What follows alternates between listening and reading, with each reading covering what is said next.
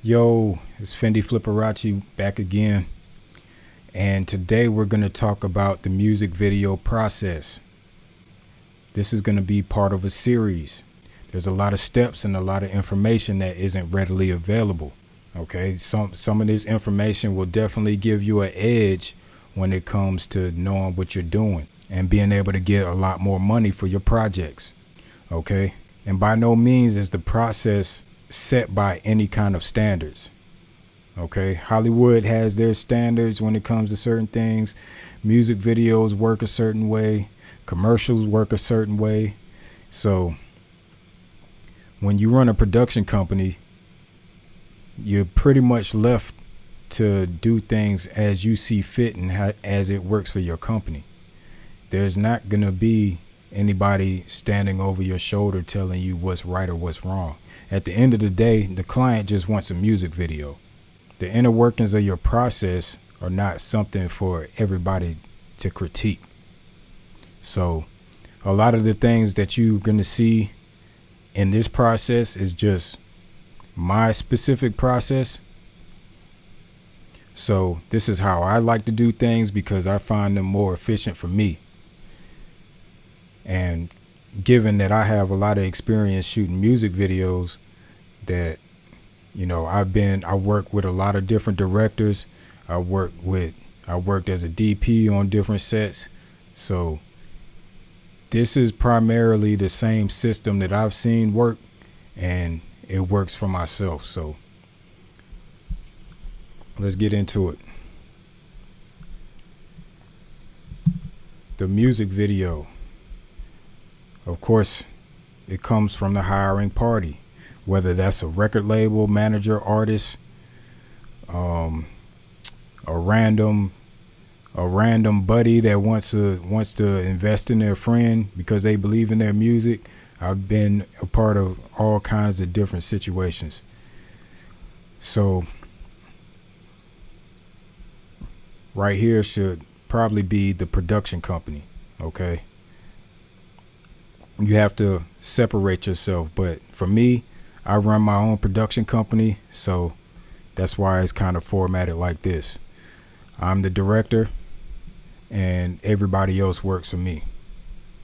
And up under me, you know, I have to hire, depending on the project, I definitely wouldn't use all of these people.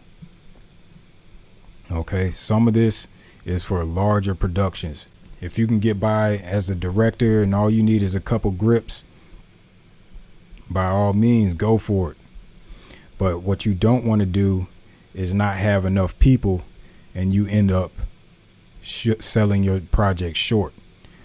Because when you hire all these people should know what they're doing. There's no reason for you to get all these people involved and they don't know what they're doing. Okay? If you want to be a DP, don't be trying to cast.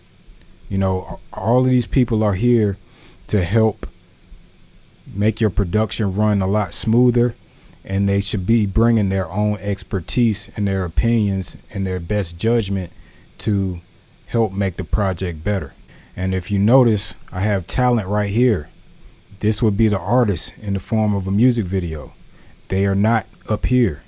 And the reason they are not up here is because an artist doesn't tell me what to do. Okay? I'm the director, and that is my title for a reason. An artist does not tell me what to do. That's not going to happen. They're up under me. They hired me, but I tell them what to do. Okay? The last thing I want is for an artist. An artist can, you know, by all means, it's a collaborative effort. But when it comes to production, that production day and after, no, this is my show. This is my show. I'm responsible for all of this.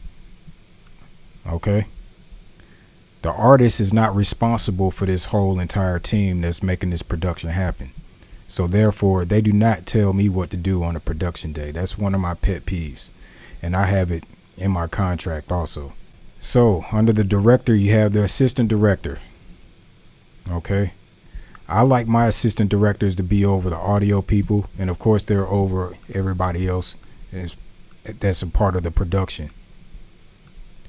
One of the things that you'll note on a larger set is that not just anybody should be coming up to the director asking them questions.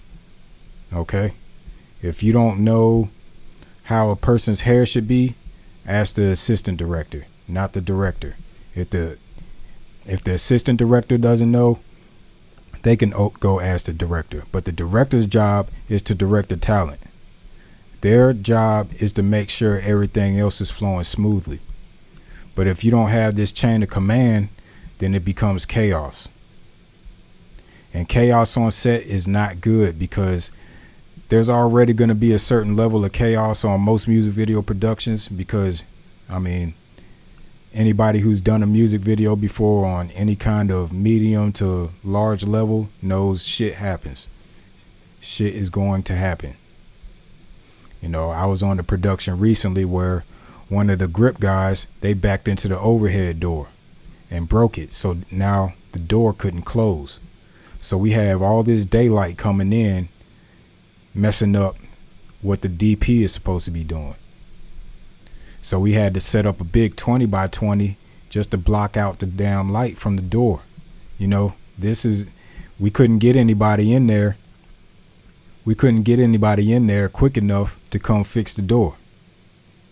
You know, these are type of unexpected problems that you run into on a music video production set that you just can't control. You know, of course the grip guy was careless, but it was an accident. You know, assistant director is responsible for everybody. It's all a collaborative effort between everybody involved. Okay. The DP, my DP can report directly to me. Okay. My producers can report directly to me. My assistant directors report directly to me, and my VFX supervisor reports directly to me. All of these people are in red. Okay, this is the core team as well as the hiring party. Okay, this is the core team of any production at the highest level of the production itself.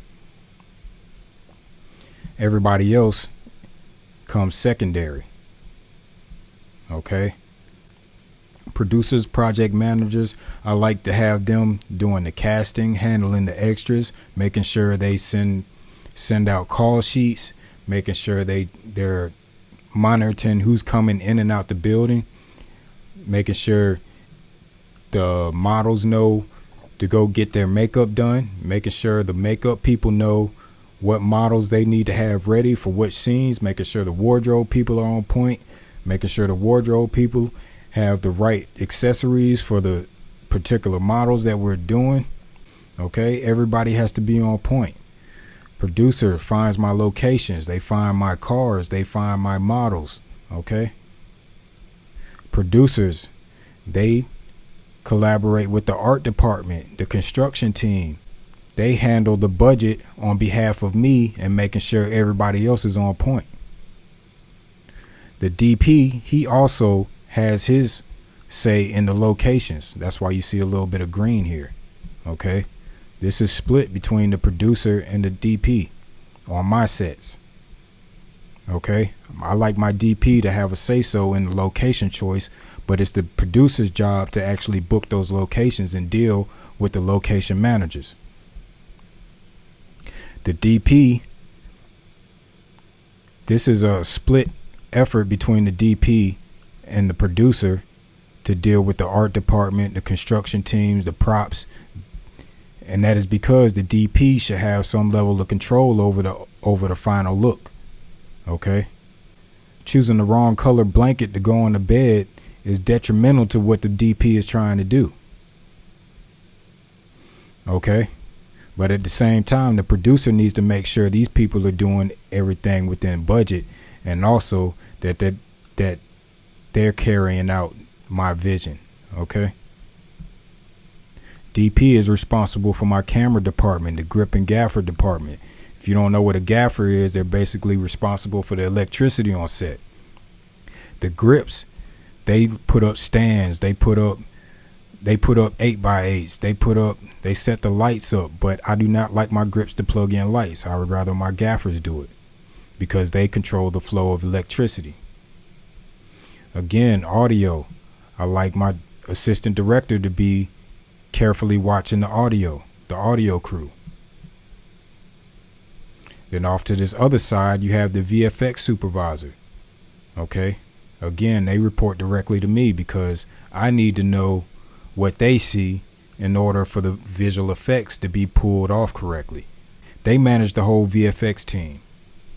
And the VFX team comes from those who are present on set and in the post-production process. So in the post-production process, my editor and my colorist are also in tandem with the VFX supervisor, who's in tandem with his team, and making sure everything gets pulled off correctly, everything gets graded how it should be, everything gets sent, and if there's plates involved, making sure they get the plates. All of that kind of stuff is a collaborative effort between all of these people. So back to product placements. Product placements are, a lot of videos you'll see a model putting on a pair of Beats headphones.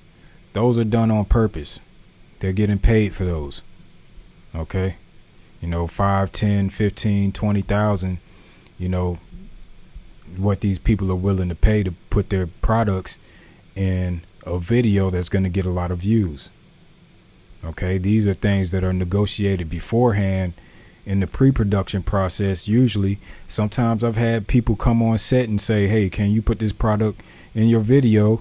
We'll give you $5,000. I'm like, hell yeah. Okay.